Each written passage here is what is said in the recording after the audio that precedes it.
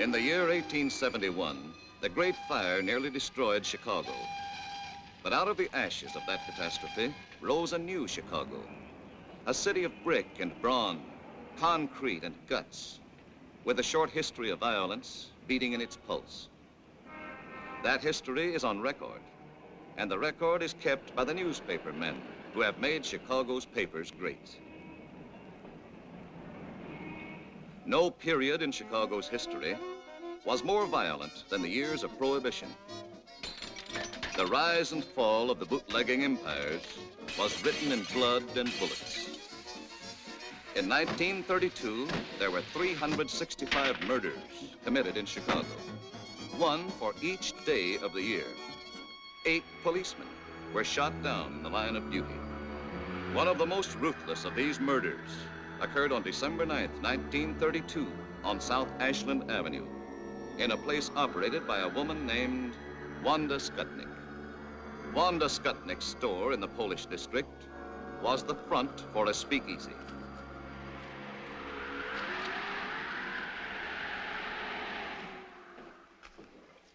You got change for 20? That's all right. Pay me next time.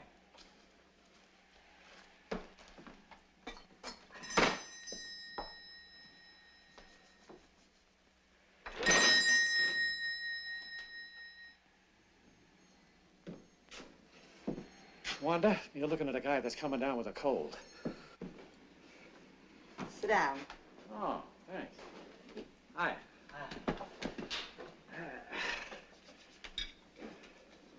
For a cold, this is good. Thanks, Wanda.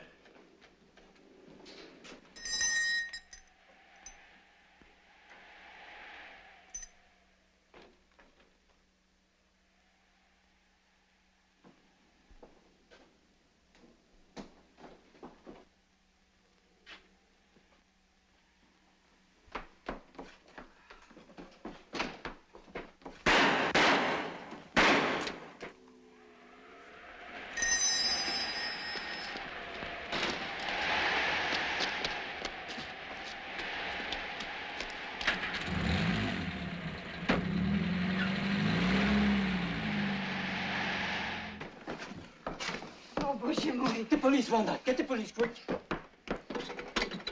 Hello. Hello, Central. Get me the police. Yeah, quick, please.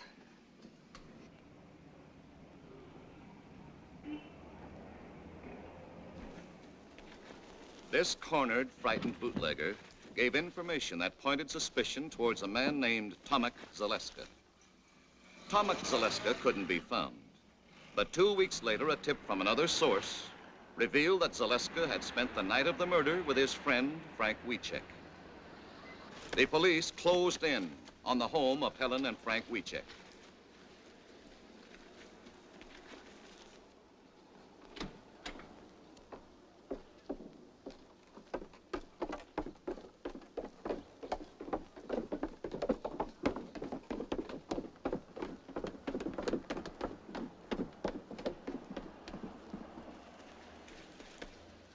Helen and Frank were taken into custody for questioning.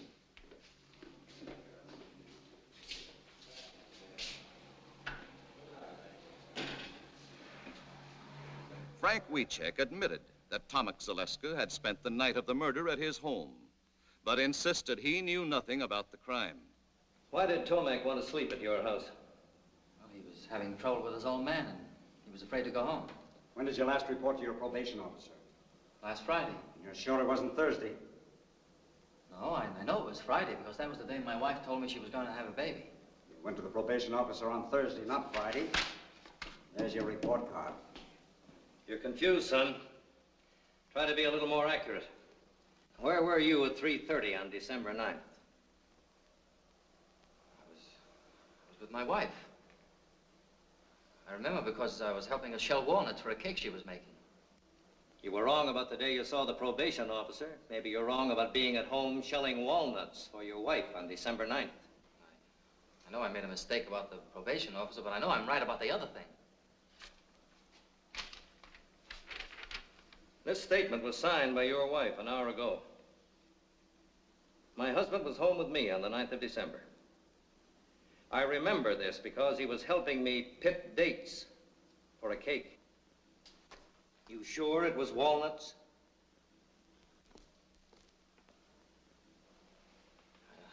I don't know. I'm sure she must be mistaken.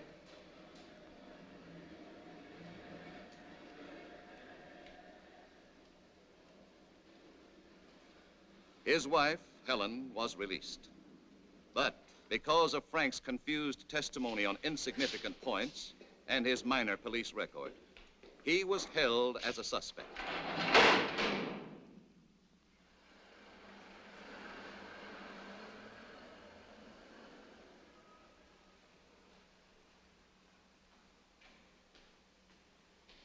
Eventually, after hiding out for 6 weeks, Tomek Zaleska, protesting his innocence, surrendered to the police. You knew we were looking for you. You know we'd pick up your good friends Helen and Frank Wiecek. Then why did you give yourself up if you were innocent as you claimed? I was scared. Sometimes I used to hang around Wanda's place. When I heard they were picking up everybody she knew, well, I figured nobody would miss me, so I just beat it. I know now I made a mistake. But I came in on my own hook, didn't I? When you went to Wiecek's house that night, what reason did you give for wanting to sleep there? I didn't give any reason. I used to spend the night there once in a while. You didn't give them any reason? No. I just asked them to let me stay there, and they did. And you're sure you gave them no reason? No. After identification by an eyewitness, Frank Wiecek and Tomek Zaleska were indicted for the murder of Officer Bundy and swiftly brought to trial. I will ask you, Mrs. Skutnik, if you see in this courtroom the two men that murdered policeman John Bundy. Yes, sir. Him and him. Had you ever seen either of these men prior to the time of the shooting? Oh, sure. Tomek used to come around my place all the time. The other fella I never saw before. And the first time you saw Frank Wiecek was on the day of the murder? Yes, sir. And the next time you saw him was the day you picked him out of the police lineup? Yes, sir. Thank you, Your Honor. The people rest.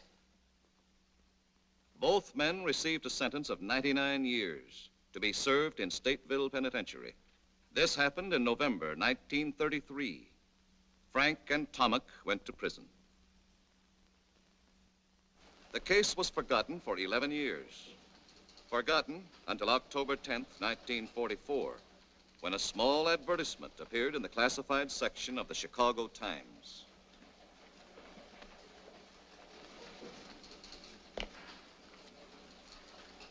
Boy! Yes, sir? Give me the file on John W. Bundy, cop killed in 32. All right. And get McNeal. Yes, sir.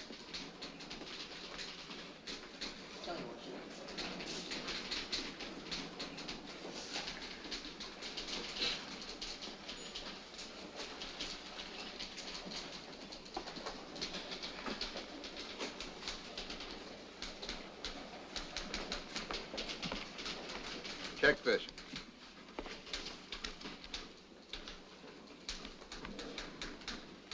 What do you make of it?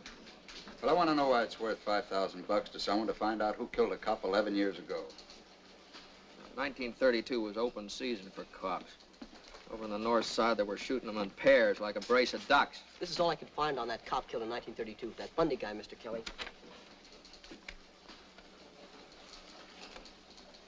Now, you see what I mean? He didn't rate much. Well, it wouldn't hurt to check it. You might get your name in the paper. Now, this is sucker bait. Every grifter and mooch in town will be after that $5 grand. They'll frame their brothers to get it. And maybe this is a frame. There's a lot of angles, this thing. You see what I mean? Just takes you longer to catch on, that's all. I'm just thinking about it.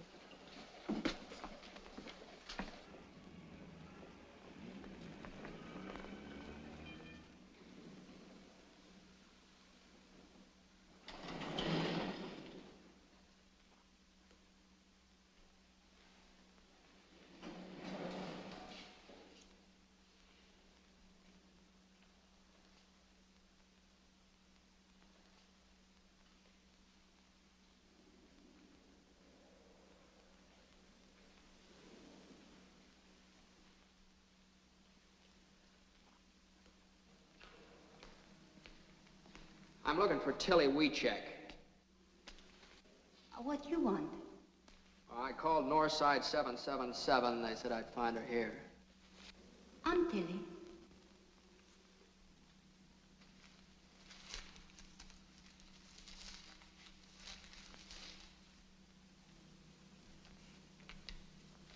You run this ad?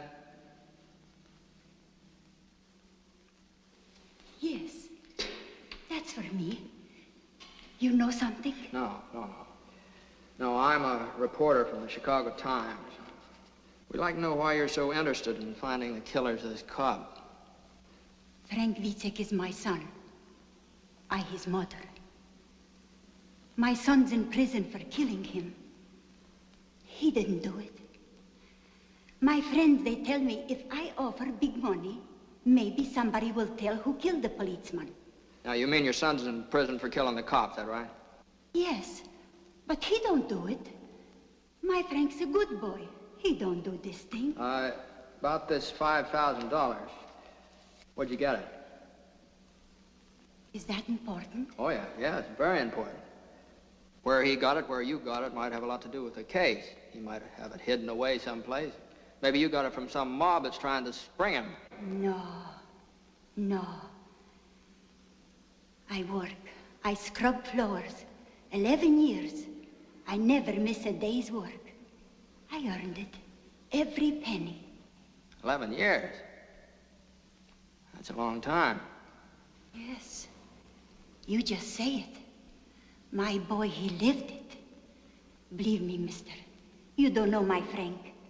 But me, I his mother. You mean you got some new evidence, something that wasn't brought up at the trial? No. No. That's why I try to buy new evidence. No, you're just wasting your money. You'll get cheated out of it. No, not me. Look, lady. He's in for 99 years. Now, if you want to make good use of the money, send him lots of cigarettes and candy. Try and keep him happy. You're very kind. But I not use my money for candy or cigarettes. If you're not able to help, I get my Frank out someday. Somehow, I dream of this day. $5,000 a lot for a dream. Yes. 11 years. I dream and I work. First, I tried $3,000. Nothing. Now I try $5,000. Suppose nothing happened. Then I work 11 more years. I get $10,000. But my boy, someday he get out.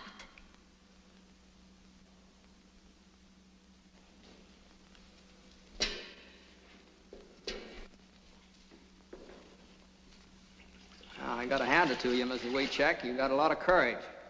You help me? Oh, I'm afraid I couldn't do that. I'm only a reporter. I just write the story. Now, good luck to you.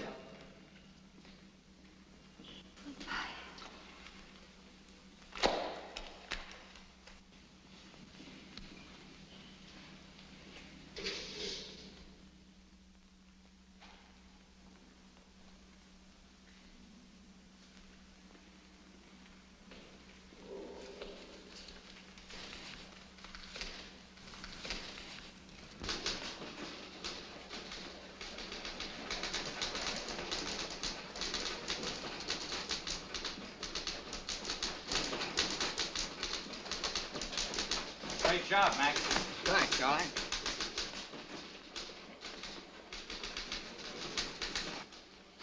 Mac.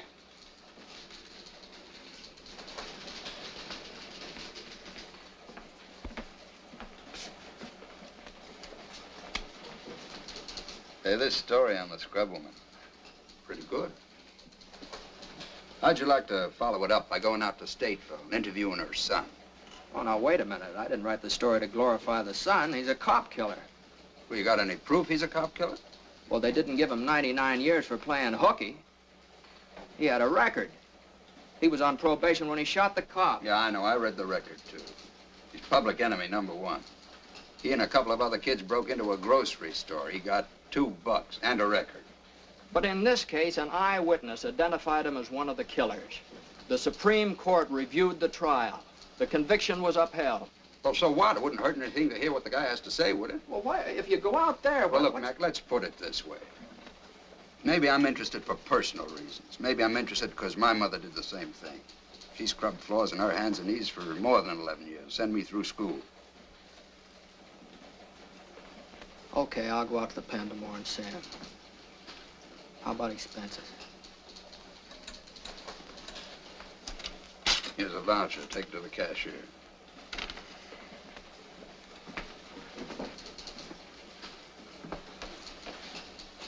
Kelly, I happen to know that your mother had a small annuity. She never scrubbed a floor in her life. You never got past the 5th grade. But I figure if you pull such a corny gag as this, you must want me to go pretty bad, so I'm going. But I want you to know that you didn't get away with it.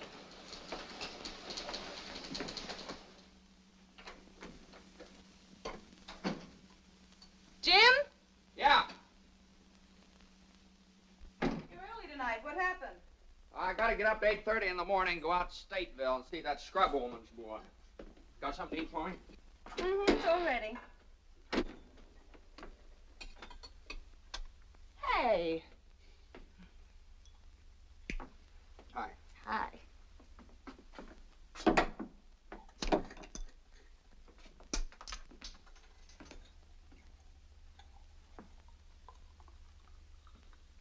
Hey, you got a new one, huh? Isn't it a beauty? 500 pieces. Yeah, I can't see how a smart girl like you can spend so much time on these things. Oh, I noticed you worked on the last one. You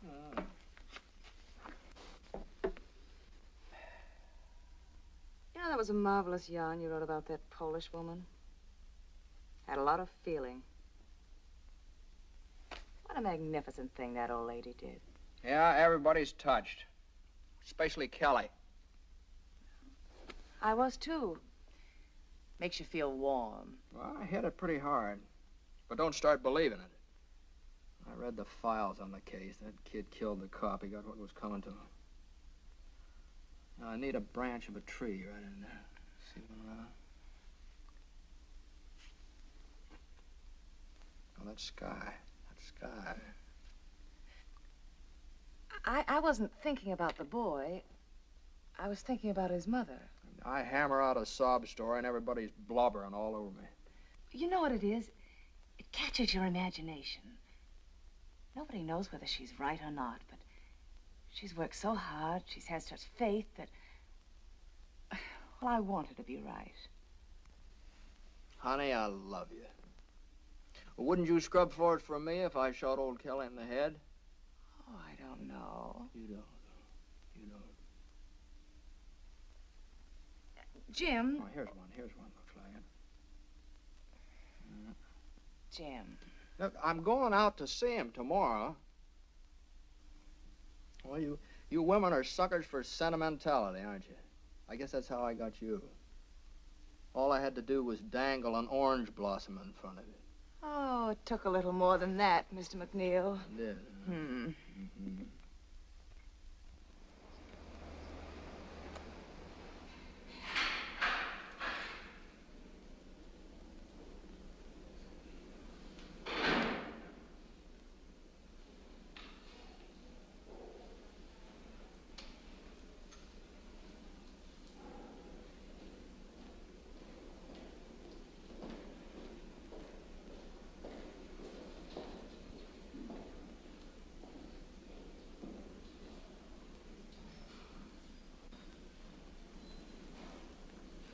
What kind of a guy is he, Warden? I like him. Oh. Frank, this is McNeal of the Chicago Times. He wants to interview you. Now, you don't have to consent to this interview or answer any questions if you don't want to. But I do want to. Sure I want to. Okay. That's fine.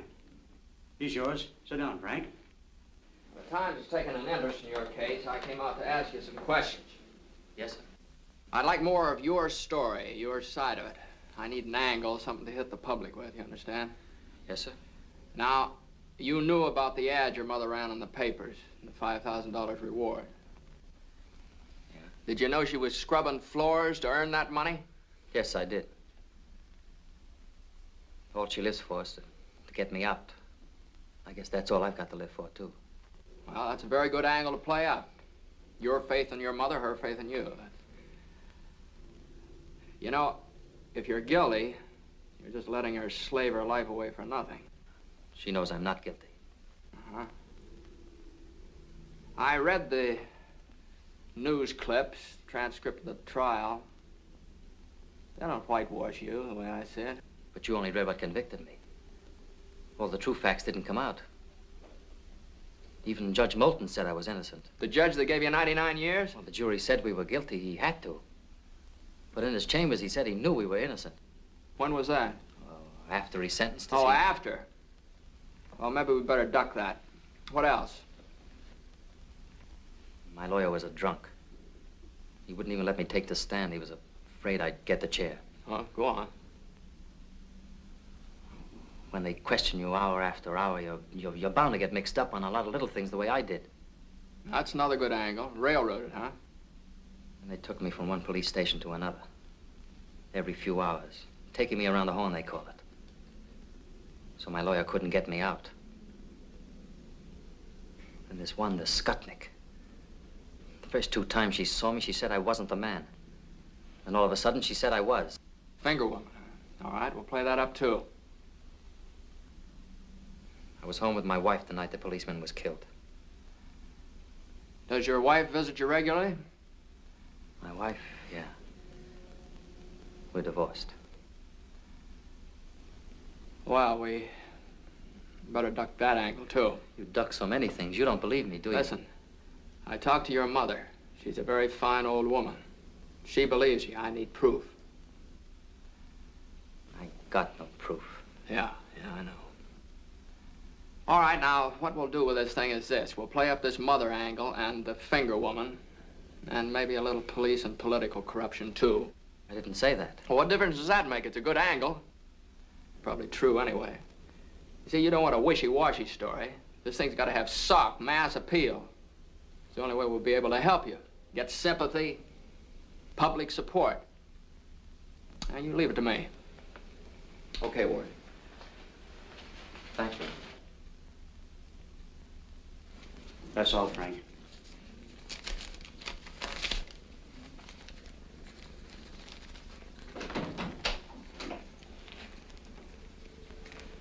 Are there any guilty men out here? Not if you hear them tell it. Sure make a hard pitch, don't they? 99 years is a long time. Maybe he'd been better off if he got the chair.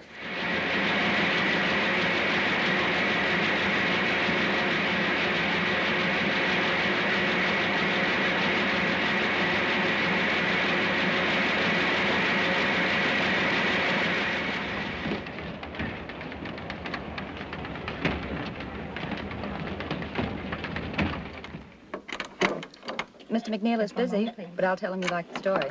You're welcome. Yes, the Times is going to continue with the Wiecek case. You're welcome.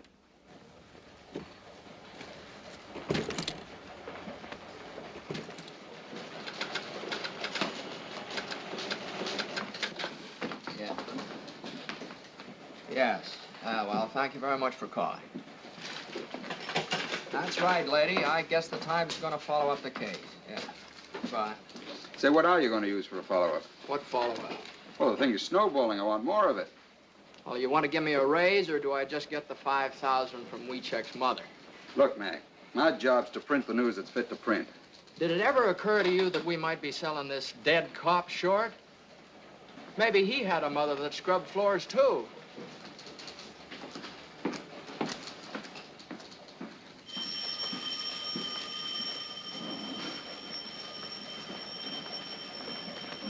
And another thing, you remember what Wiecek said about that judge that promised him a new trial? Well, the judge died 3 weeks after the case was closed. He's been dead for 11 years. Now, Wiecek's a pretty smart cookie, you know. He gives me a lead and knows I can't check up on it. Well, why don't you take a different lead? Look, Mac, you know we're getting on the average of more than 20 phone calls per hour from our readers. And every time that phone rings, you see those great big juicy headlines. I know, Chicago Times clears innocent man. Well, why not? Well, why not? It's impossible, Kelly. You can't do a thing like that. Listen, Mac, if you don't like the story, if you think he's guilty, end it. Write a finish piece and kill it. I'll take that deal. I'll interview his wife. She believed in him so much she divorced him. That ought to kill it for good.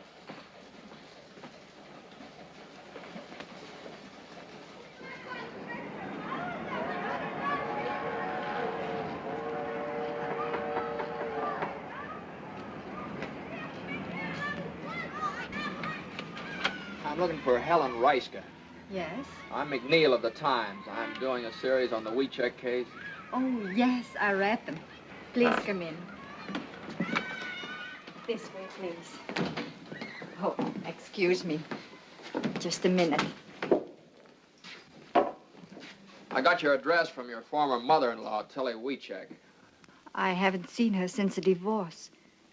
I guess she doesn't feel very kindly towards me. Will you sit down, please? Do you think there's a chance that Frank will get free? Do you want him to? Sure, I want him to. Would you be waiting for him? No. No, I wouldn't. I'm married again. Oh. But I'd be glad for Frank, because he's a fine man. And because he's innocent. He was at home with me when the policeman was killed. Yeah, I know. You were baking a cake. You loved him. Then, I mean. I did. Very much. But the lonely nights were too much for you. You couldn't go on that way. No. Is that it? No, that's what Tillie might think. I loved him. I would have stuck to him. But Frank wanted me to get the divorce. Did he pick out your new husband for you, too? It's the truth. Did you contribute to the reward money, or did Tillie earn all that by herself? Oh, I couldn't help. I haven't anything. My husband, Mr. Reiska, takes care of me and my boy. Frank's boy. I can't ask more than that. He is a good man. And he loves me, and he loves the boy. We're lucky. Yeah, you seem to have got out of it all right. Mr. McNeal, I told you the truth about the divorce. Frank wanted it. Well, it's going to be very hard to make people believe it. Frank's wife says he's innocent and shows her faith by divorcing him, you know. But that's just the way it was. I went up to see him that day, wanting to make him keep up hope, wanting to cheer him up. He looked depressed, the way you do when you're terribly worried.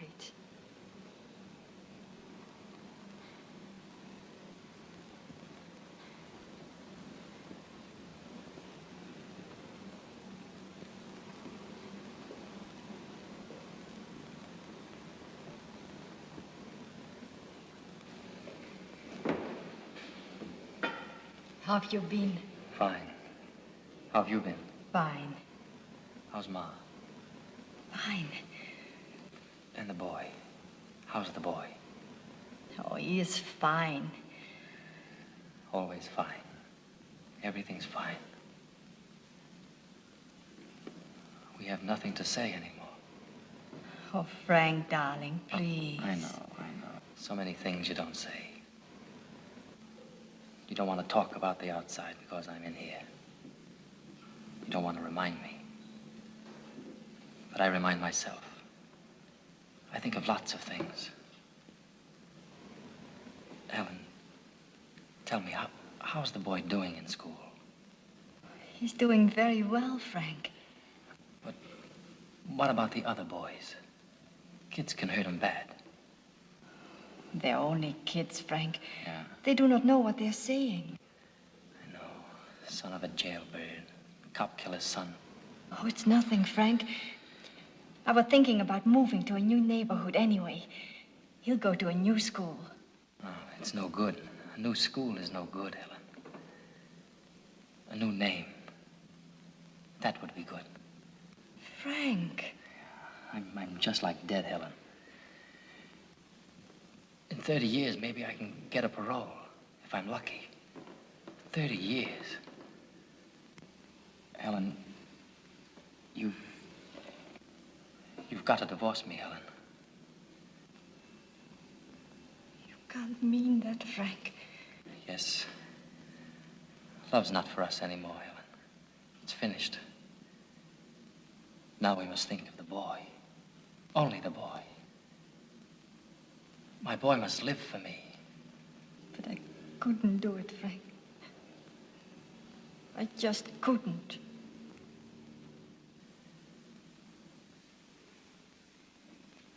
And for over a year, I wouldn't do it, Mr. McNeal. But Frank kept begging me and begging me. Then I met Mr. Reiska. He loved me, and he was fond of little Frank. He understood everything about us. Well, what about the boy? Does he know? Yes, he knows. But now everyone calls his father Uncle Frank. We've made a point of that. Look, Mom, Brandon! No! You lost the other one. This is Mr. McNeal of the newspaper. And that's my husband, Mr. Reiska. Reiska? And that's my boy, Frank. How are you? Say, I'd like to get a couple of shots of you and the boy, if it's all right. That's all right. Come on, son. Come over Sit- here, sit Frank. Right there. There you are. Come on. Hey, here.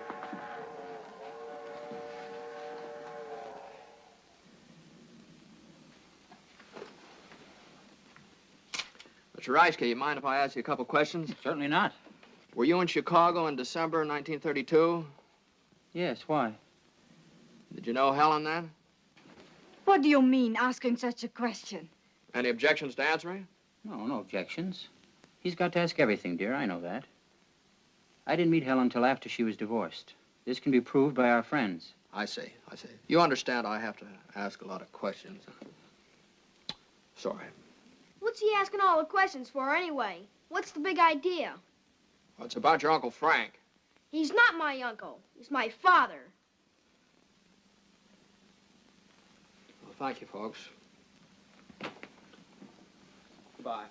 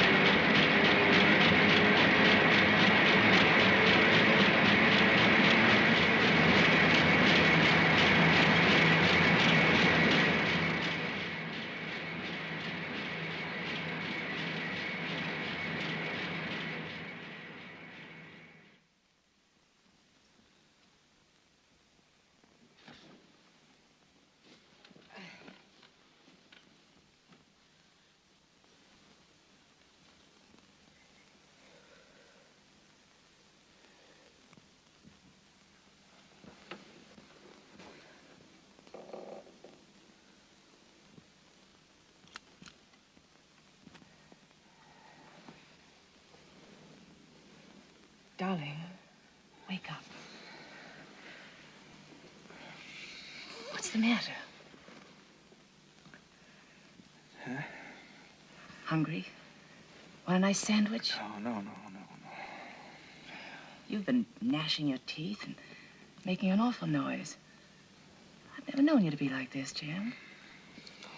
I don't know. Maybe it's something I ate. I ate the same things. Well, maybe it's something I wrote down.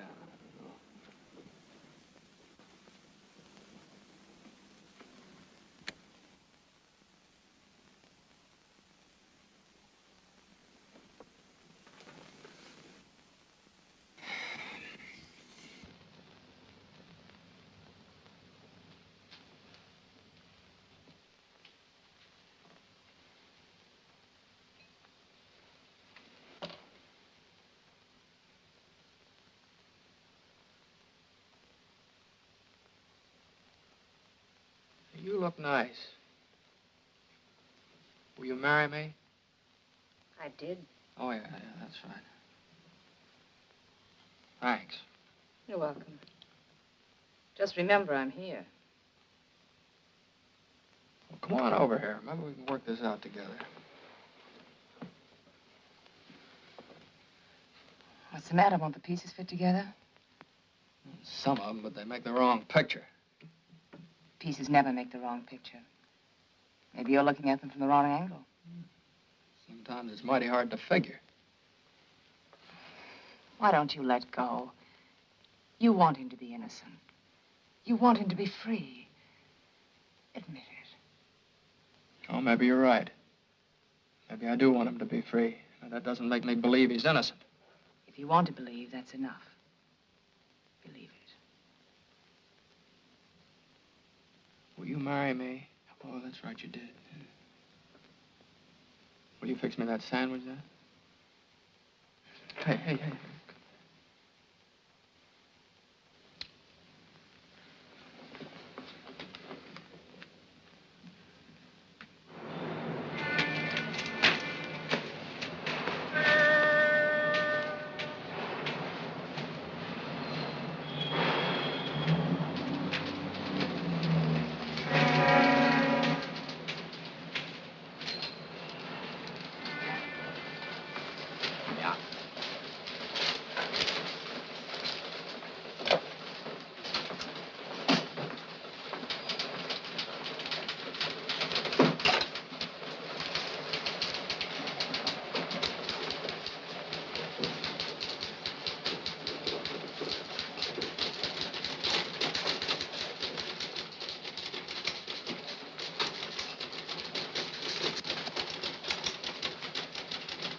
Hey, Kelly, have you seen this item on the warehouse fire?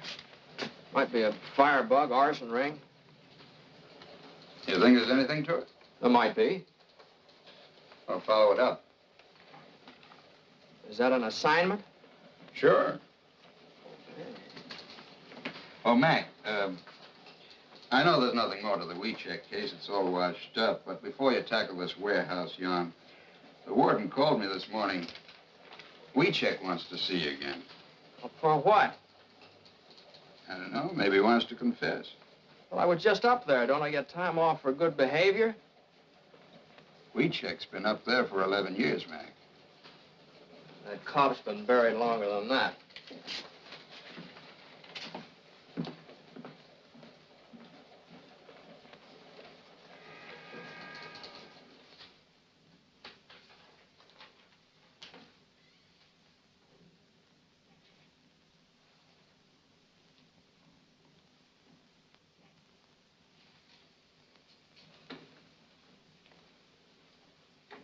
Hello, Wiecek.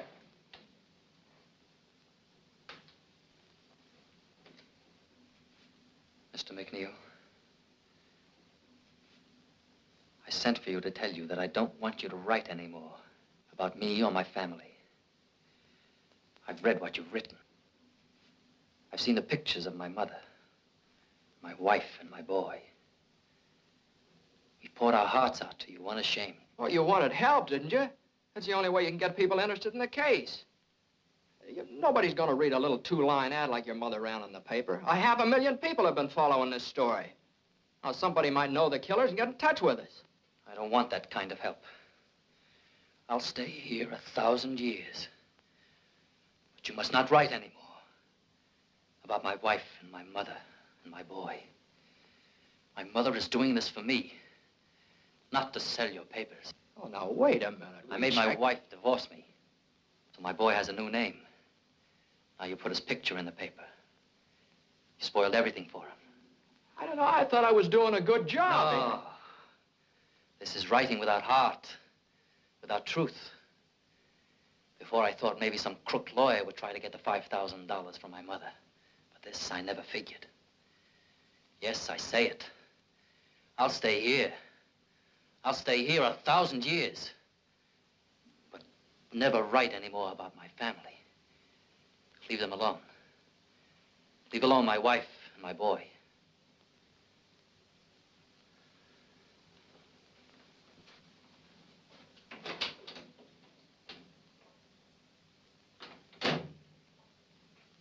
do you make of that? Well, I guess he figured you pitched him some pretty low curves. It was a story. I wrote what I saw. You know, up here, every man claims to be innocent. But the prisoners are the harshest judges of themselves. And they believe we have only two men who don't belong here. Tomek Zaleska and Frank Wiecek. All right, Warden. Say, I wonder if you'd let me try something else. I'd like to talk to Tomek Zaleska. Okay.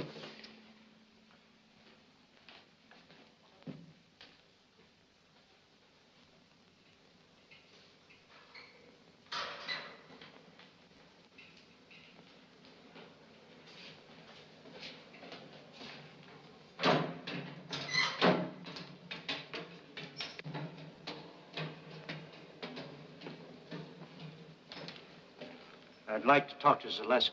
Yes, sir.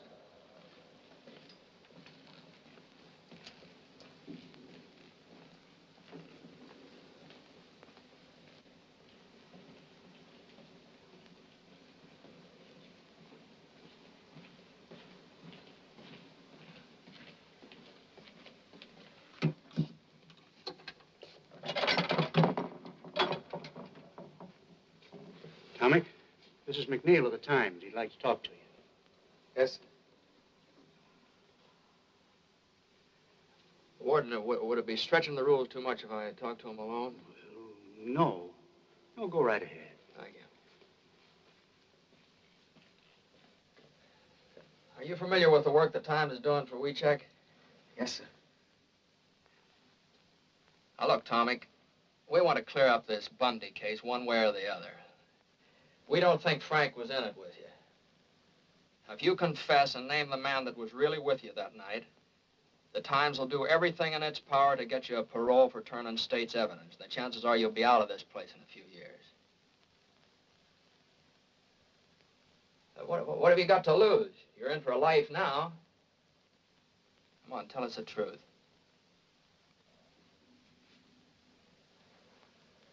Sure. I could say I did it.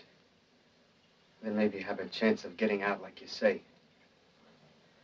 But if I confessed, who would I name as my partner, Joe Dokes? I couldn't make it stick for 1 minute. That's the trouble with being innocent.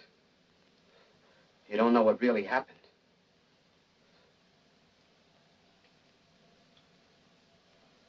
I didn't do it. Me and Frank had nothing to do with it.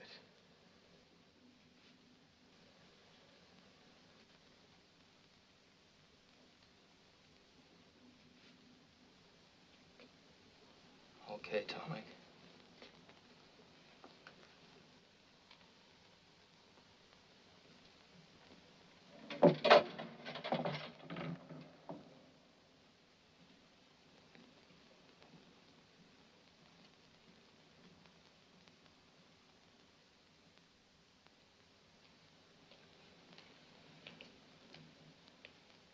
Well? You must run a nice jail. This guy doesn't want to get out either. And I'm gonna get this out of my system if I never write another line. Warden, do you think Wiecek could talk to me again? Yeah. Yeah, I imagine he would. I'll take you over to the hospital. He works there.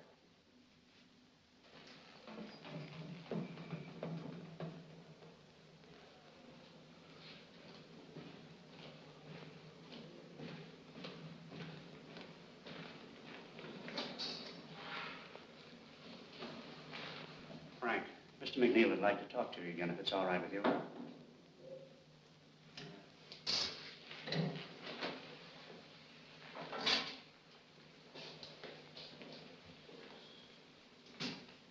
Look, Frank, I've decided to go on with this case.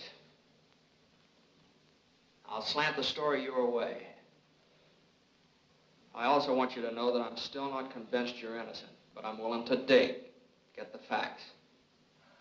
But remember this, if I ever catch you lying, I'll blast you so hard you won't even get a parole when you're 33 years up.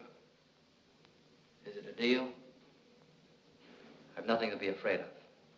It's a deal. Okay, Frank. Now, I want you to give me some information. This judge you told me about, you know, the one that died. Were there any witnesses when he told you he'd try and get you a new trial? Yeah, there was a bailiff. Uh-huh. What was his name? I don't know. Well, I'll find out. What was the name of your lawyer? His name was Underwood.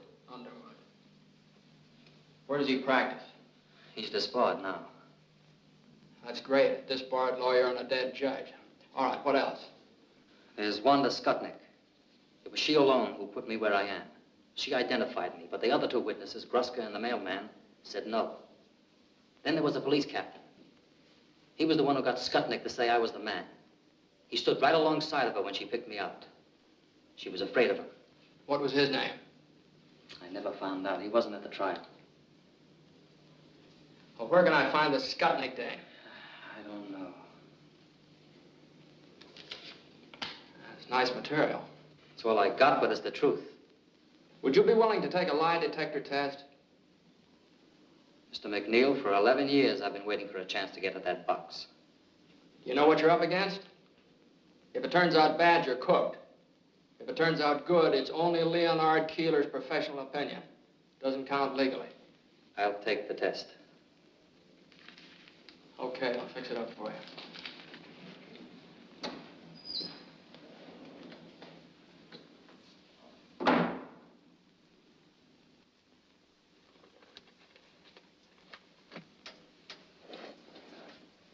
Listen, kid, take it from me.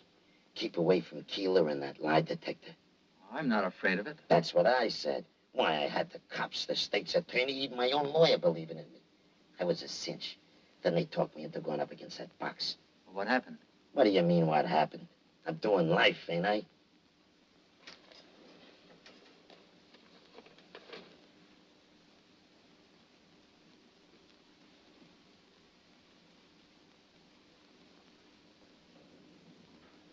Well, the only thing the machine is for is to record the emotional reactions of an individual.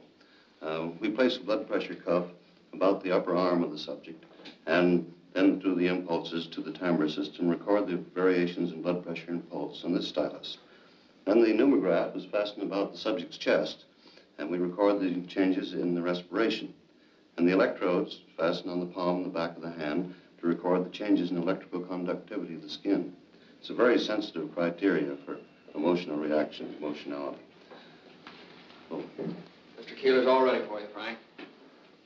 Sit down, Frank. Just take it easy and relax. I'll do the best I can, Mr. Keeler.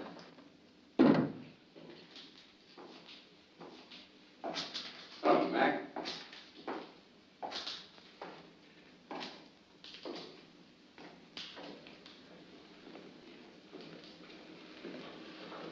What are you doing here? I was driving out to Decatur to see my brother and thought I'd stop by. I'd never seen a lie test before. Decatur's out the other way.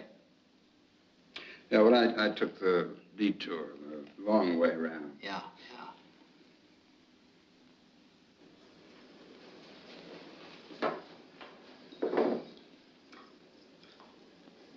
These are a pair of electrodes.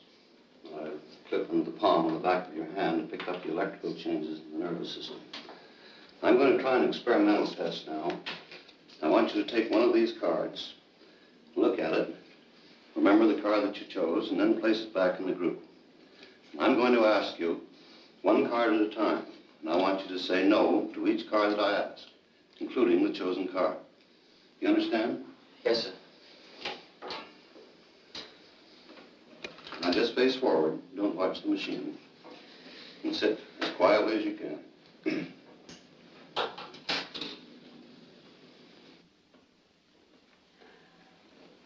Hey, what's he doing that for? Oh, he's forcing him to lie so it'll show on the graph.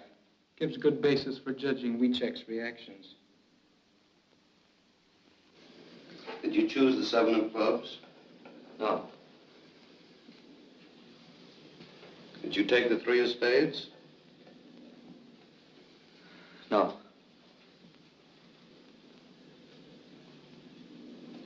Did you take the Queen of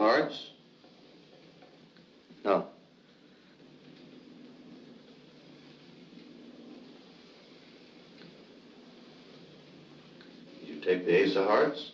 No.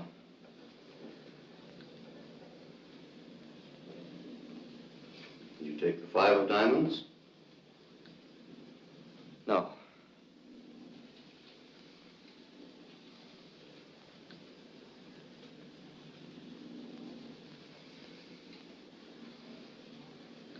Did you take the six of clubs?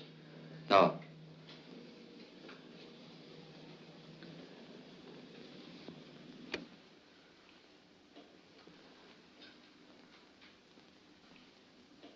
You took the five of diamonds, Frank.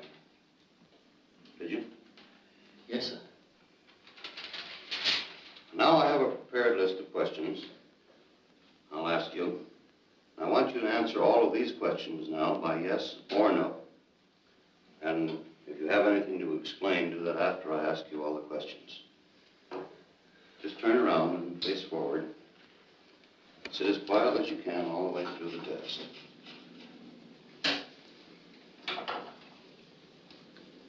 And don't forget, just yes or no all the way through. Is your name Frank Wiecek? Yes.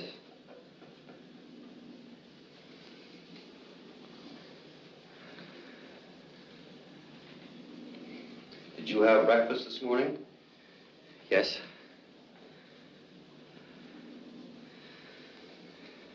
Do you know Tomix, Alaska? Yes.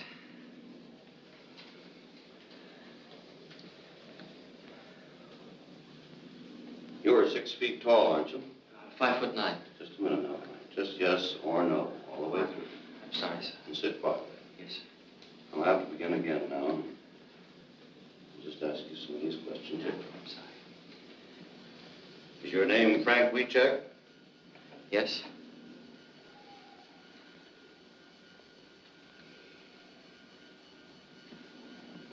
Were you in Wanda Skutnik's store on December 9th? No.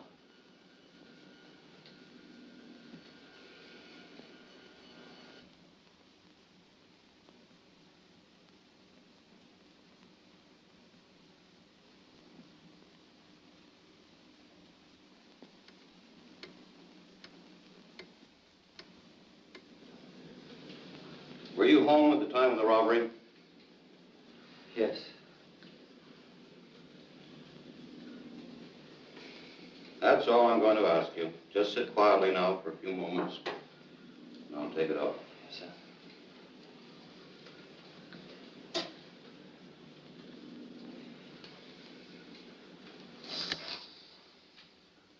Well, we're all through, Frank.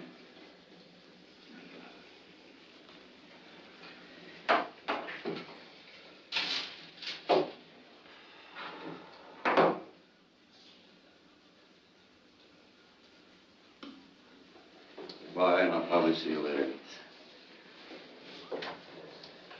See you later, Frank.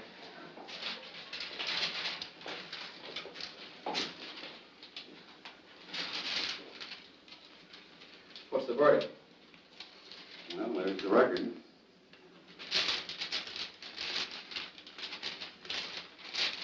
Well, what's that jump there? Well, he reacted in all three curves, very specifically. He lied to that question. Was that where you asked him if he killed Bundy? No. Are you married? Well, but he didn't lie. He isn't married. He's divorced. Yes, but he's a Catholic, and he still thinks he's married, and he feels within himself that he's married. And so he reacted in deception. Well, do you think he lied about anything else? Well, we run so many records today, 4 or 5 of them. I'd like to take a little time to go over them and compare one record with another and the reactions. And, well, I'll call you later on this afternoon and let you know.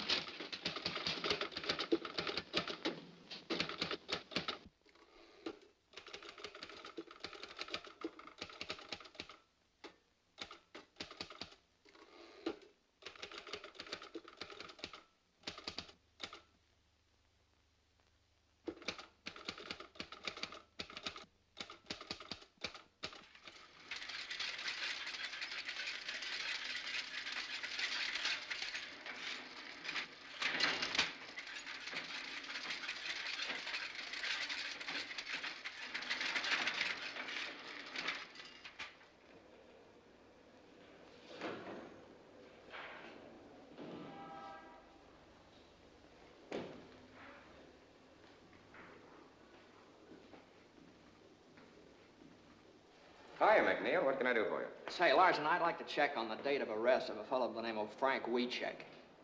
You mean the cop killer? Oh, I'm just trying to do a job. I'm afraid I can't help you, McNeal. Our arrest books for 1932 are in the warehouse. They're not available. What do you want me to do, go to the commissioner? You know where you can go as far as I'm concerned.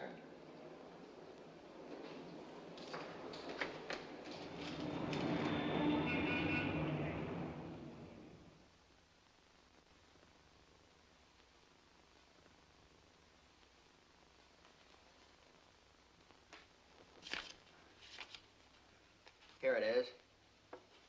Booked for murder December 23rd.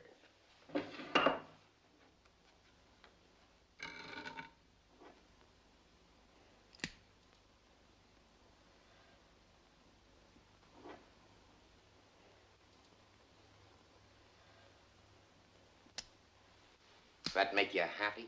One of the things I was looking for. He was booked on the 23rd. Now, if I could just find out whether he was arrested before then. What difference would that make? Well, if he was arrested before the 23rd, it'd prove that this Skutnik dame could have seen him a couple of times before she identified him. Captain Norris of the New City Precinct handled the Skutnik identification. He never operated that way. Captain Norris, huh? Say, let me see the arrest books for December 1932, will you? I can't help you on that. Look, all I'm trying to do is to find out whether this fellow Wiecek is a cop killer or not. You know, back during Prohibition, the police department got pretty tough when a cop got killed. Now you're talking like the guy in the street. Always thinks we're running around with rubber hoses beating up innocent people. Look, you seem to think the cops framed Wiecek. You're the one that's doing the framing. You're framing the best police department in the country. Bundy was a good cop and a good man. Why don't you write about his wife and son? And about the other 357 cops killed in the last 20 years. Oh, back in 1932, they did a lot of... Maybe they did, but they weren't always wrong. How do you know? Were you in the division at the time? No. All I can say is it's awful hard for a man like me to be fair to a cop killer. And supposing he isn't a cop killer? Maybe I ought to help you, but I just can't. You've helped me plenty, don't worry. Captain Norris, huh? Had charge of the Skutnik identification, huh? Well, it looks like he's sort of mixed up in this himself. Maybe I better go over and talk to him. You better take a shovel with you. You'll have to dig him up. He died in '38.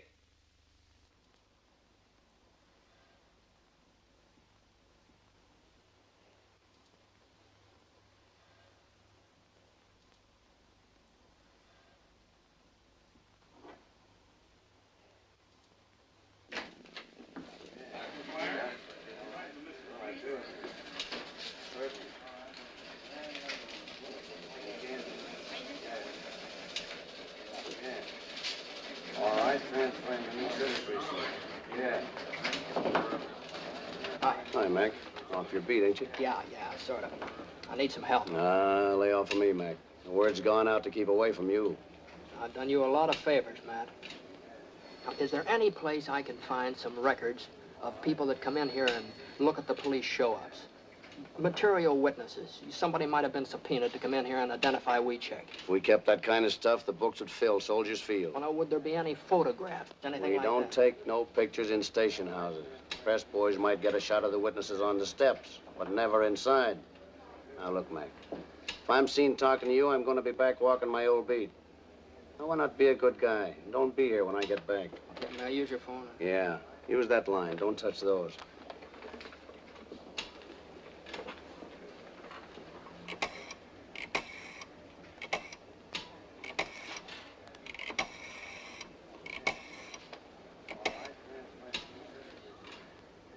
This is McNeal.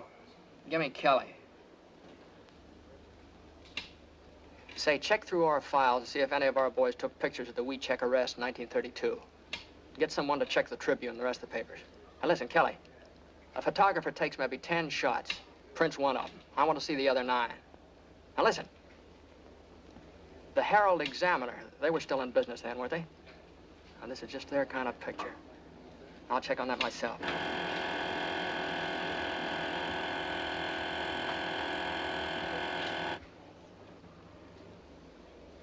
I just thought of something. See you later.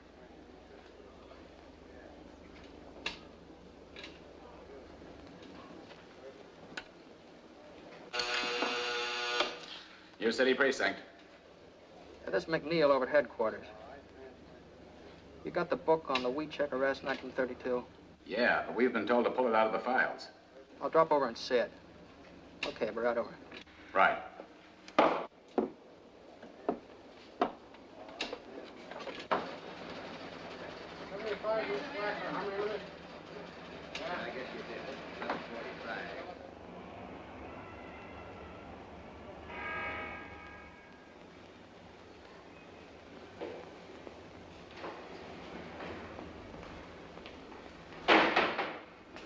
Yeah, I'm McNeal. I just phoned you from headquarters.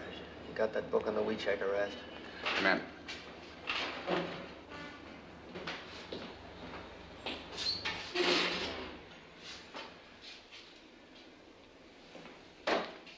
Thanks.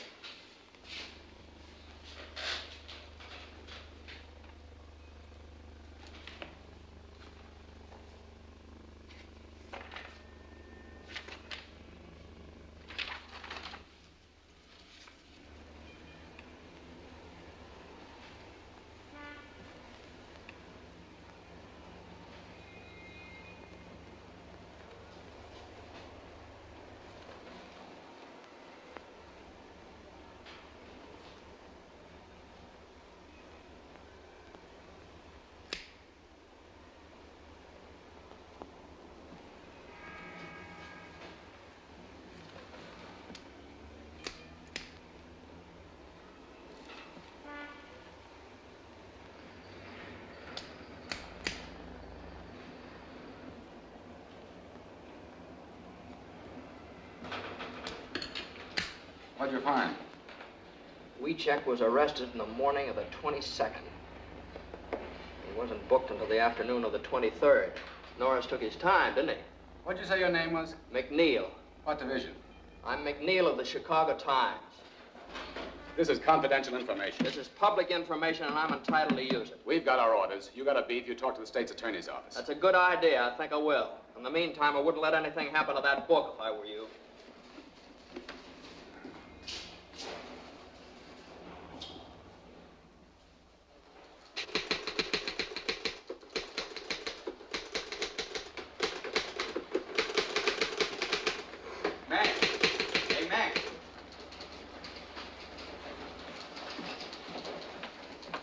This is hitting him pretty hard, isn't it? I haven't even started on him yet. I think this whole thing stinks. Kelly speaking. Yeah. Yes, sir. Right away. That's the boss. He wants us both. Let's go. Let's go.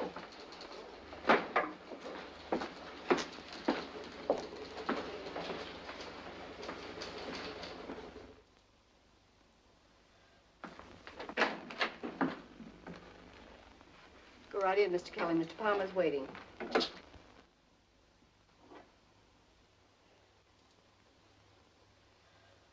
Mr. Kelly, Mr. McNeal, I believe you know the commissioner. Oh, Mr. Faxon from the state's attorney's office. And this is Robert Winston representing the governor. How do you do, sir? Of course, you know Mr. Burns. Mr. Kelly, these gentlemen object to our handling of the Wiecek story. Mr. Kelly, we feel that the Times, through you and Mr. McNeal, is slinging mud on one of the finest police departments in the United States. And specifically, we object to your efforts to arouse sympathy for a man who killed a police officer. We'd just like to point out, gentlemen, that Frank Wiecek was convicted by a jury. His case was reviewed by the Supreme Court, and the conviction was upheld. All these legal authorities believed in Frank Wiecek's guilt. Well, a long time ago, a lot of people believed the world was flat. At this late date, do you wish to impugn the integrity of the jury and the court? If they were wrong, yes. Back in 1932, a steady stream of convictions made good publicity. Remember? Frank Wiecek was found guilty, and he belongs where he is. Were you in the state's attorney's office in 1932? Why, yes, I was, but I didn't have anything to do with the Wiecek case. I have no axe to grind, Mr. McNeal. But I believe you're unnecessarily discrediting this regime. Furthermore, your stories may be holding out false hope of a pardon to both Frank Wiecek and his mother. I'm not so sure it's false. We are.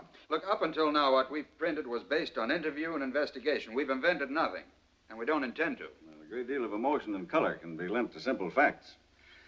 The governor feels this entire matter is undermining law and order. But Wiecek is innocent.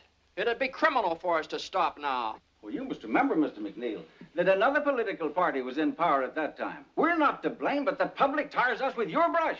You can't destroy the confidence we've built up in this regime just to sell newspapers. It may have started like that, but it isn't that way anymore. Now, look, gentlemen, believe me, this man is not guilty. I don't know if he's guilty or not, but we don't want this police force persecuted anymore. Well, what's the difference? Oh, now, just a minute, gentlemen. The governor wants this thing cleared up. We're not asking you to forget the man if he's innocent, but we don't want this dragged on and on just to promote circulation. Now, we have a proposition to offer you to settle this thing once and for all. I can suggest to the governor that he set up a hearing of the pardon board. If Wiecek is exonerated, he'll get a pardon. But if you can't clear him, you're to drop this matter once and for all. Is that a deal? What do you say, Mac? It's a deal if Mr. Palmer says so. Okay. It's a deal. I'll ask the governor to set up a special hearing next week. Are you ready to accept that? Yes, I am. There's just one thing, Mr. McNeal. If you go before a pardon board and they turn him down, it'll go on Wiecek's record. Then when he's eligible for parole, that record may hurt his chances. Now, mind you, there's no regulation. There's no law. But the very fact that he was investigated by the pardon board and turned down may have a prejudicial effect upon his application. What you're doing is gambling with Wiecek's parole. Now, that's a chance we'll have to take. Well, gentlemen, let's settle then. We're agreed. Thank you very much, gentlemen. We'll live up to our end of the bargain. Goodbye. Goodbye, sir. Goodbye.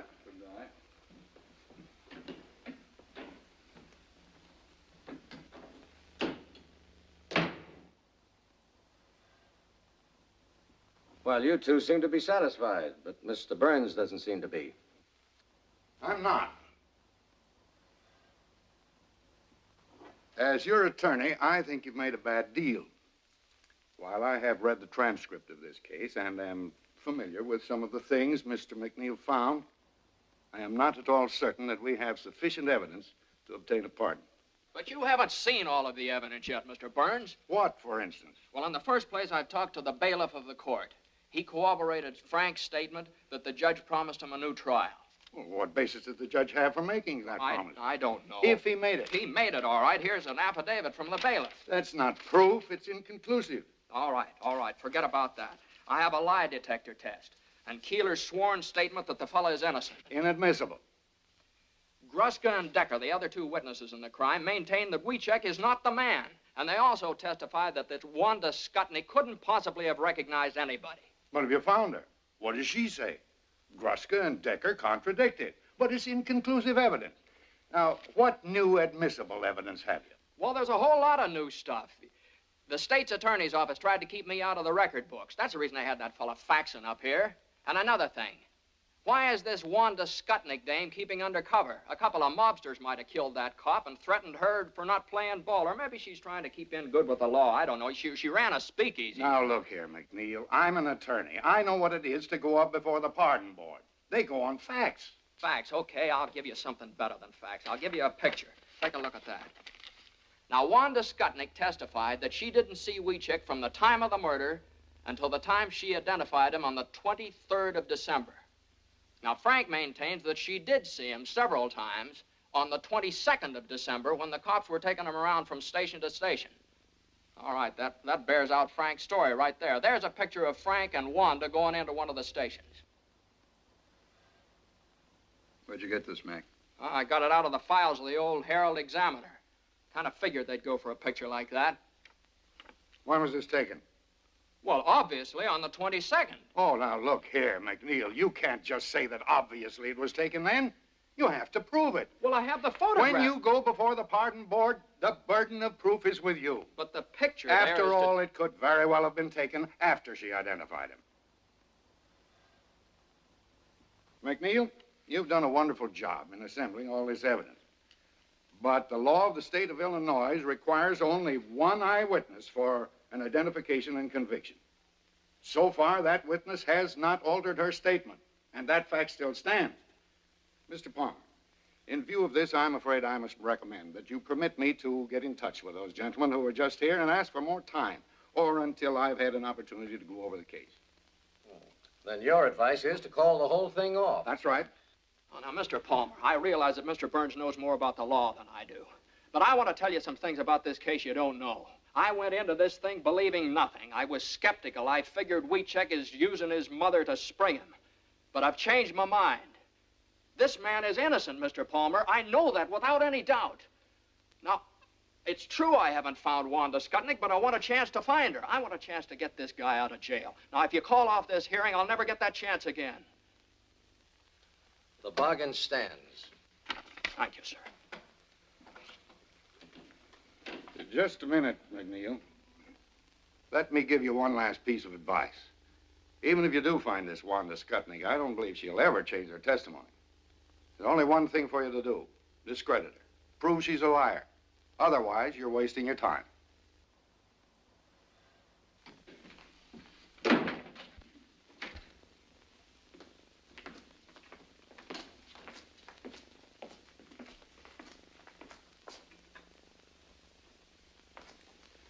Yeah, that's great. Great speech, Mac. Now you've really got to find Wanda Skutnik. Now, listen, Kelly. I haven't been wasting my time. I know a lot about Wanda Skutnik. Now, she used to run a speakeasy. All right, she's probably still in the liquor business. She's Polish, and she used to run around with a guy that works in the stockyards. So don't let your enthusiasm get you into trouble. Back of the stockyard's a tough neighborhood. Oh, wait a minute. Don't scare me, Kelly. Can you speak Polish? No, I can't speak Polish. But if I have to learn to speak Polish to find her, I'm starting right now.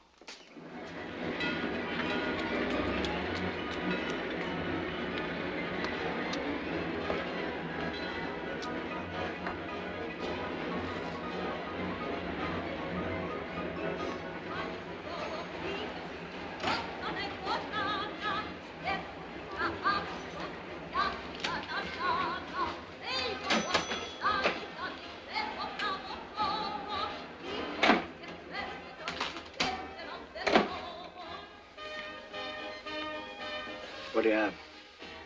Say, did you ever see that woman before? Her name's Wanda Skutnik. You a copper? No. Her uncle died, left her a little money. I hear she's remarried. Having a hard time finding her. Money, huh? I don't know. I'll see if the boys in the back room know about it. Klopt. Czy któryś słyszał, że kobieta się nazywa Wanda Skutnik? Nie. Było pewnie żonata? I ma nowe nazwisko. Nie. Never heard of her. Right.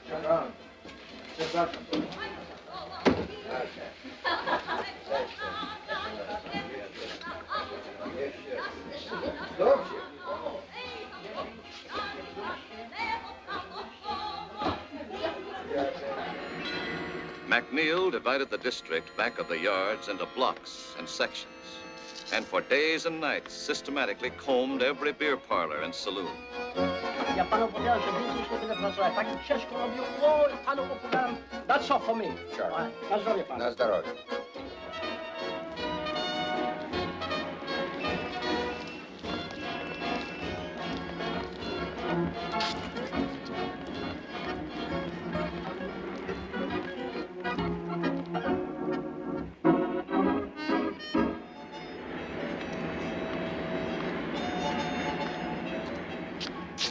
Ja mam 21. Ile ty masz? Ja wszystko wygrałem.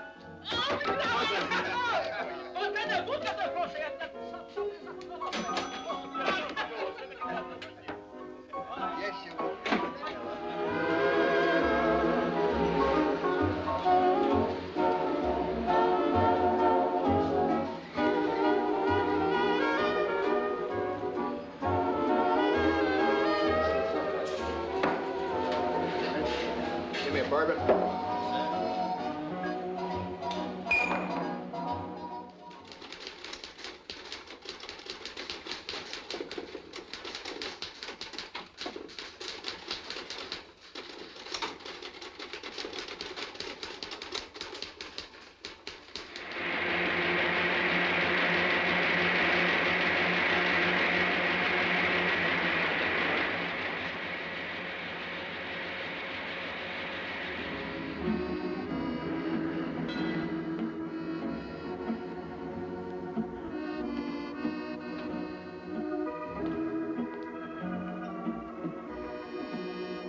Yeah. Here's some rye.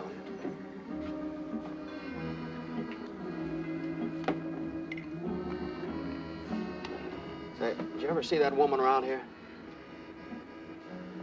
No, I don't think I have. Her name's Skutnik, Wanda Skutnik. A lot of women come in here, but I don't know them by name.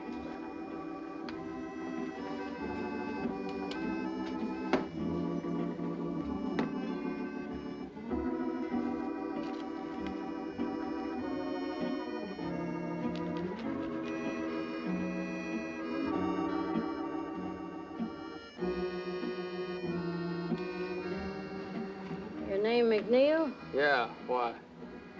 I've been wondering when you'd hit this neighborhood. I've been reading your stories in the paper. About Wanda Skutnik? Yeah. You know her? Used to. Used to be good friends. Do you know where I could find her now? I might. Where? What's in it for me? What do you want? I owe him $1.75. Okay. Where is she? I ought to have one to talk on. Yeah. Hey, a couple of drinks here, huh? What happens to Wanda if you find her? Oh, not a thing. I'm just going to ask her some questions. There ain't no warrant out after her, nothing like that. No, nothing like that. Leave the bottle here, too, will you?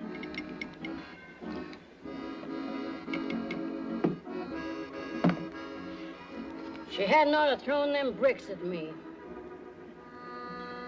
You know North Street? Yeah, sure. You go down there. 725. 725. What's her name now? Siskovich. Wanda Siskovich. But don't tell her I said so. She's got a bad temper. I don't want her throwing no more bricks at me. Won't tell her a word. There you are. Thanks.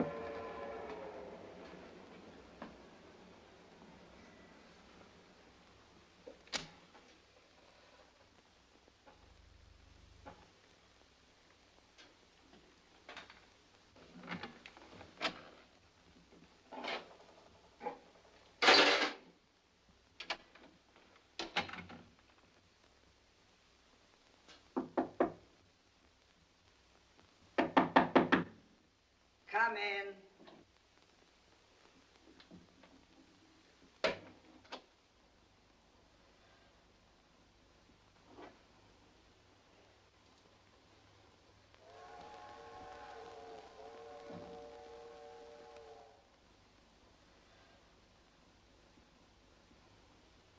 Who are you?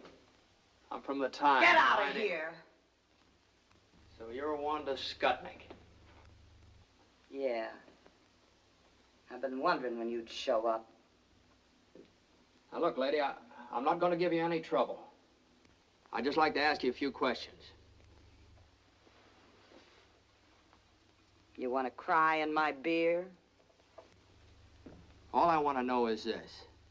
Is there any possibility that you might have been mistaken when you identified Wiecek? No. Well, if you're so positive, we can prove it. Will you take a lie test? A lie test? You think I'm crazy?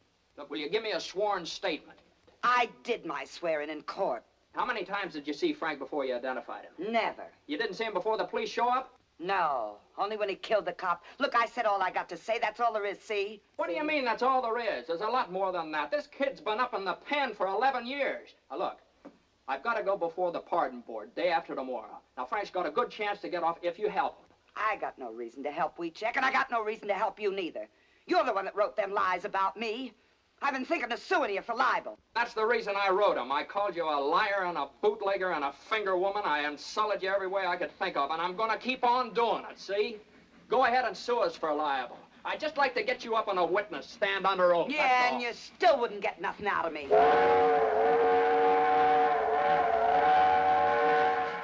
Why you bother? Put that down. You want to go to jail? Now you get out of here.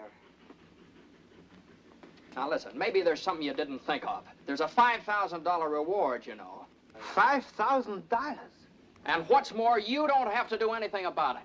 Just tell me enough to clear things up, get Wiecek out, and you get the $5,000. So what do I gotta do? Just tell the truth. Who got you to identify him? Who are you afraid of? Nobody, nothing, nobody. I ain't afraid of nobody and ain't got nothing to say. Wonder. It's $5,000. Shut up! Now you get out of here. You ain't gonna get nowhere. I identified him. I told the truth. It's him. I ain't never gonna change my mind. It's him. Now get out of here. Boris!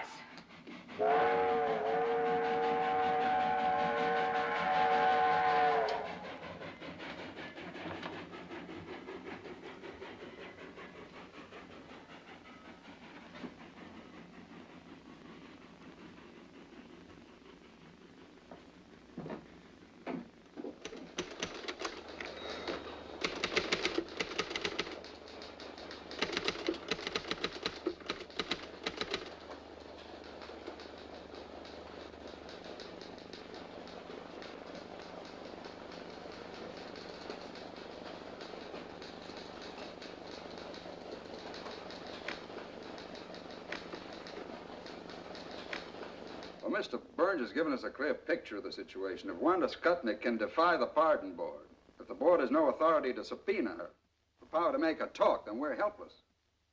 What do we do now?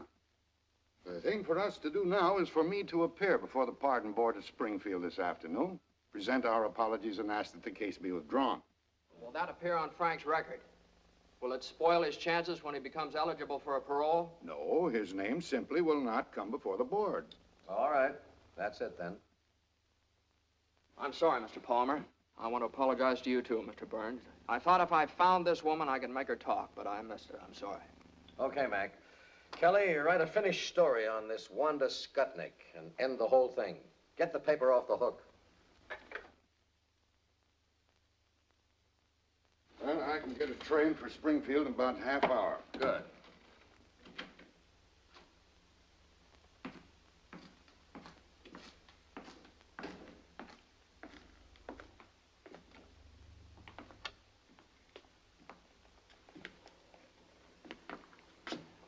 Big day for the Wieceks. Write a finished story. Get the paper off the hook. How do you end it? Well, first you better go out and see Wiecek's mother. I couldn't do that.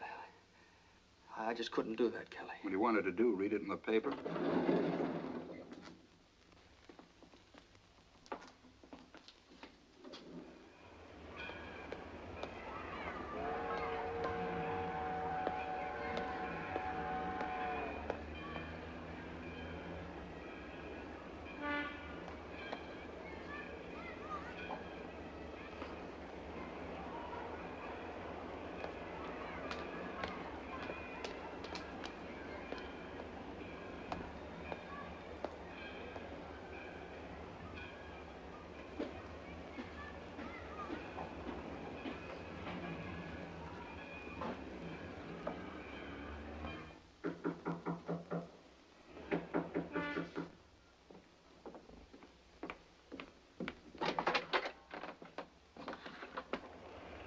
Mr.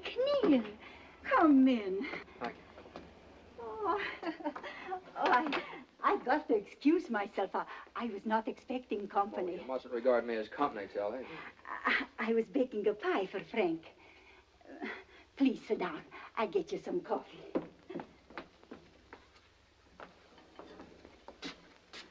I really can't stay, Tillie. I just came out to talk to you about something. About the pardon board, yes? Oh, I pray for this day. I want to tell you about it. Yeah. Come over and sit Oh, down. and now it has come. It is here.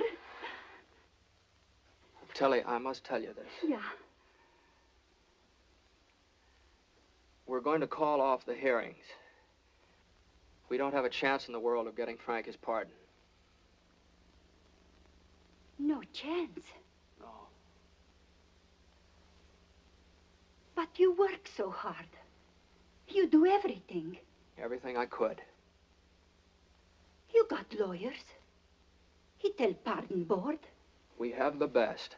But don't you see, Tillie, if we go before the pardon board now, it'll just be hurting Frank's chances for a parole later on. We can't get a thing out of Wanda Skutnik, and without her, we have nothing. I saw her at the trial. She will never tell. Like a rock. She will never tell. But she knows. Yes, she's afraid. She will not talk, never. And without her, we have no evidence. Evidence? They got no evidence when they sent my Frank to prison for 99 years. I got no evidence when I scrub floors every night. Go without supper. Walk to work so I save a nickel for Frank.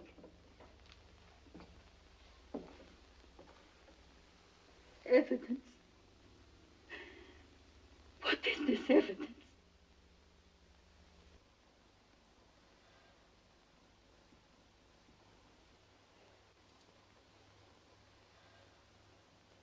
I can't tell you how sorry I am, Tillie. You try to help. You're a good man. But if this thing happened, then we fight some more. We fight more and more. Yes? No, Tillie. We're calling off the hearing. The Times is dropping the case. No. But if you go, I got no friend left. I'm sorry.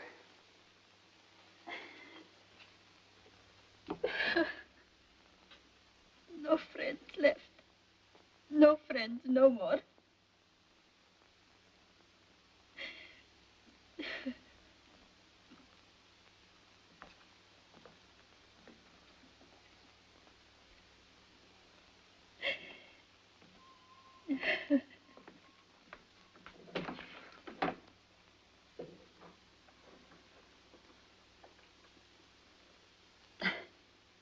Big fool me.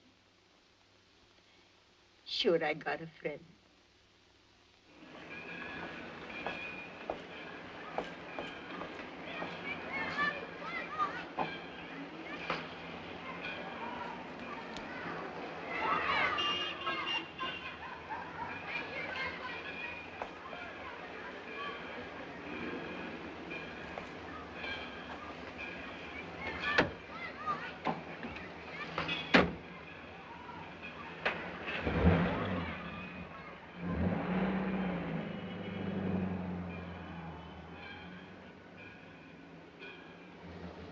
Where to?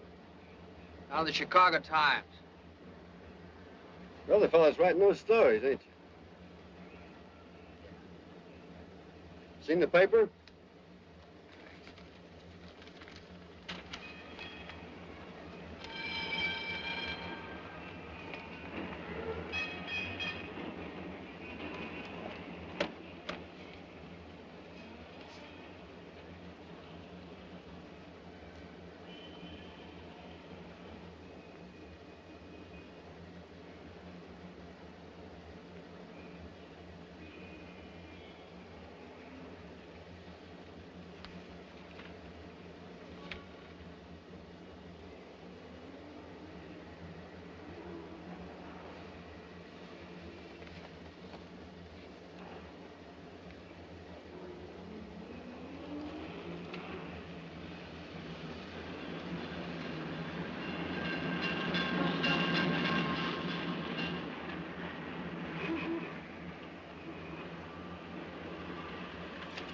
Hey, change that. Will you get me down to police headquarters? Fast you can. Right away. McNeal of the Chicago Times. First door on your left, Mr. McNeal.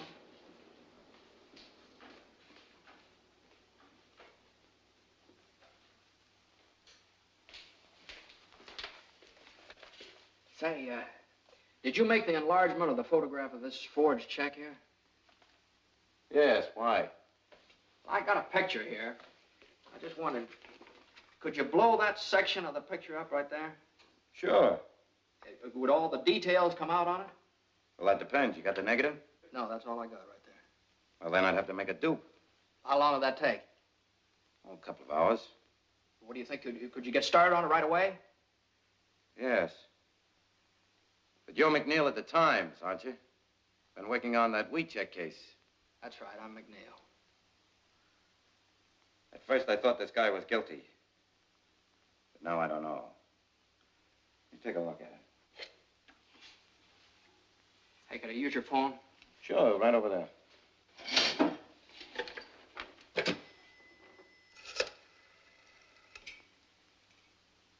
I want to put in a person-to-person call to Mr. Martin J. Burns. He's up at the state capitol in Springfield, Illinois. That's right. Yeah.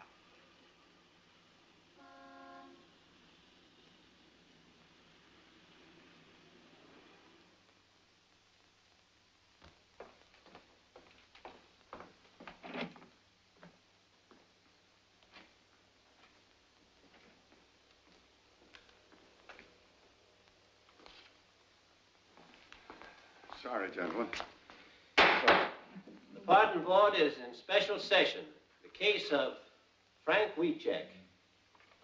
Gentlemen, I feel somewhat at a loss because I came here to ask that the petition of Frank Wiecek be withdrawn. However, about an hour ago, I received a telephone call from James McNeal of the Chicago Times, who informs me that he has uncovered the evidence we've been seeking. It is conclusive evidence that supports the petition of Frank Wiecek. You may present the evidence, Mr. Burns. Unfortunately, gentlemen, my telephone conversation with Mr. McNeal was necessarily brief. He's flying down to Springfield. He should be here at any moment. What evidence does he have? I'm afraid I don't know. Mr. Chair. Mr. Faxon. I object. The state's attorney's office has the right to demand orthodox conduct of this hearing. If you have conclusive evidence, present it. Otherwise, we ask that the petition be denied here and now. Mr. Faxon, we certainly intend to follow orthodox procedure in this Board of Pardons.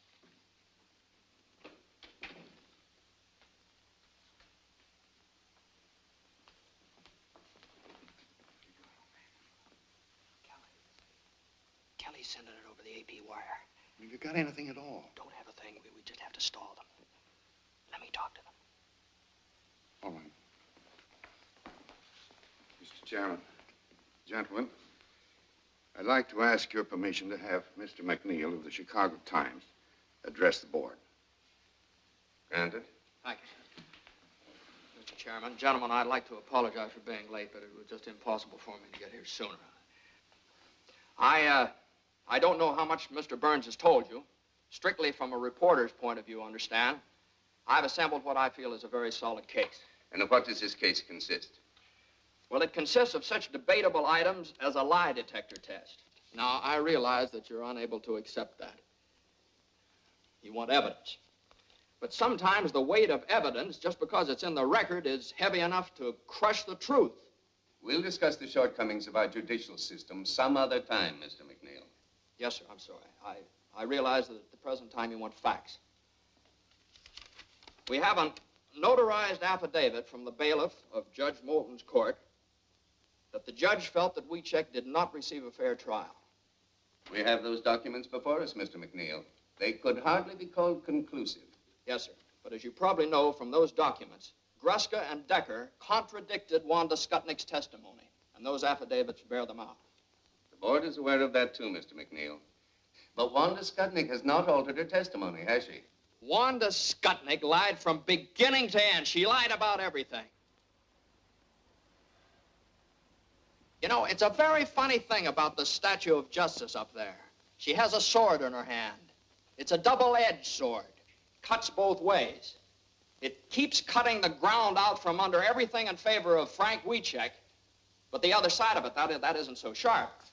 It doesn't cut the ground out from under Wanda Skutnik, and she's the only one responsible for Wiecek's conviction. Now, I have a police record here that proves that Wiecek was arrested on the 22nd of December. I have another one here that proves he wasn't booked until the 23rd of December, 1 day later. Okay. Wanda Skutnik testified that she didn't see him from the time of the murder until the time she identified him in the police lineup. Here's a photograph of Frank Wiecek and Wanda Skutnik together going into a police station. Now, take a look at that, gentlemen. That's new, and that's the basis of my conclusive evidence. The two photostats of the police records merely indicate that some time elapsed between Wiecek's arrest and the time he was booked. As a reporter, you know very well that this is a common occurrence at police stations. Yes, sir, but what about that photograph? It must be perfectly obvious to you, Mr. McNeal, that we have no way of knowing when this picture was taken. Was it on the 22nd or the 23rd? Or was it during or after the trial? Yes, sir, I know. Now, gentlemen, that's what delayed me. Now, if I do prove that that photograph was taken on the 22nd of December, 1 day before Wanda Skutnik identified Frank Wiecek in the police lineup, how about that? What then? In that event, Mr. McNeal, we might be obliged to render a favorable decision. But can you prove it? Yes, sir, I think I can. I just need a little time. Time? Do you mean to say, Mr. McNeal, that you still have no corroborating evidence? No, I'm not sure. The police laboratory down in Chicago is enlarging this section of the photograph. Now, if the enlarging process... Yes, I know, but how long will this take? As soon as the enlargement is developed, they're going to send it over the wire photo system from the Chicago Times to the Illinois State Journal, which is just a few blocks down here. Now, all I ask, gentlemen, is that you go down there and see that thing with me. I object. The methods of publicity previously used in behalf of the plaintiff indicate that this may rightly be regarded as an attempt to make journalistic capital of this hearing. Now, I am authorized by the state's attorney's office to state categorically that in the opinion of our office, the facts set forth in Wiecek's behalf do not indicate that he was a victim of a miscarriage of justice. We're here to protect the interests of the people of this state, not to sell newspapers. Mr. Chairman.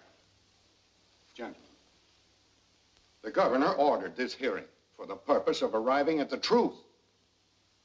If you fail to consider every item of evidence, no matter how improperly presented, you have defeated the very purpose of this hearing. What is your decision, Mr. Chairman? Gentlemen, we'll go. Are you clear to Springfield? Yes, sir, the wire's open. Well, hold it open. I'll have the picture in a minute. Which one's McNeal? Yeah, right here. There are a couple of prints that came in a while ago from Kelly of the Chicago Times. This one's blown up 100 times. This one 140. He said you'd understand. Okay, thanks very much. Excuse me.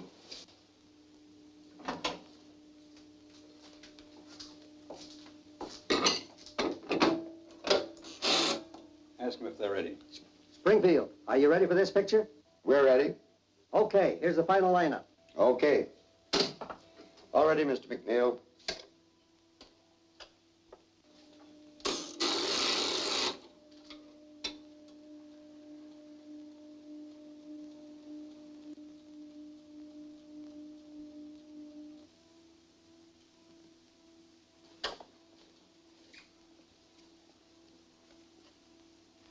Gentlemen, let me explain to you what's happening here. As you remember, this is the picture I showed you before, you know, and this is the area we're working on right here, the newsboard. All right, now this print is that area enlarged 100 times. And this print is that same area enlarged 140 times. Now, the picture coming in now is this area right in here, blown up as big as possible. Well, what do you expect to find in the enlargement? The date on the newspaper held in the newsboy's hand. Is that possible? Frankly, I don't know, sir.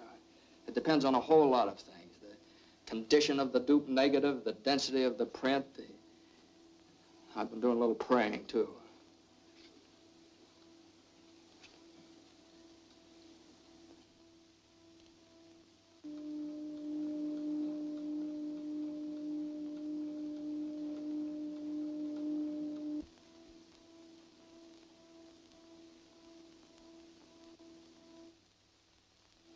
That's it, Mr. McNeal. Excuse me, please. How long will this take? Oh, it's a positive print. Shouldn't take long. You can come along with me if you want. This way, Colonel.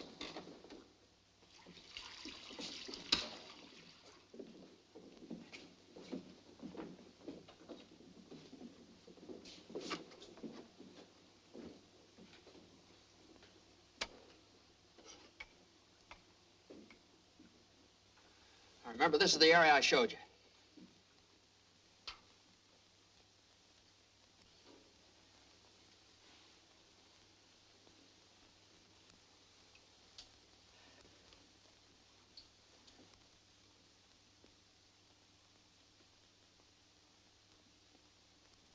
There, it's beginning to come through. Now, what's the date? What's the date?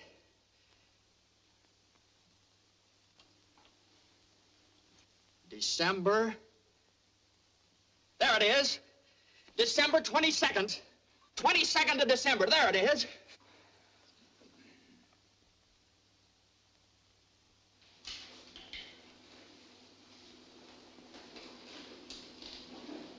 Goodbye, Gordon. Good luck, Frank. Thank you.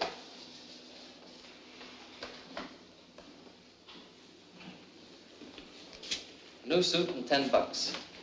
Almost $1 a year. Oh, look, Frank. It's a big thing when a sovereign state admits an error. Remember this. There aren't many governments in the world that would do it.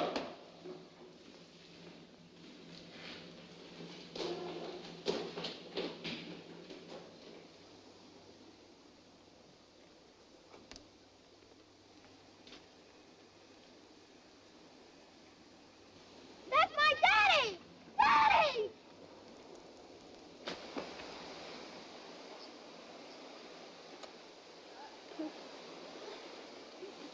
Franuś! Franuś!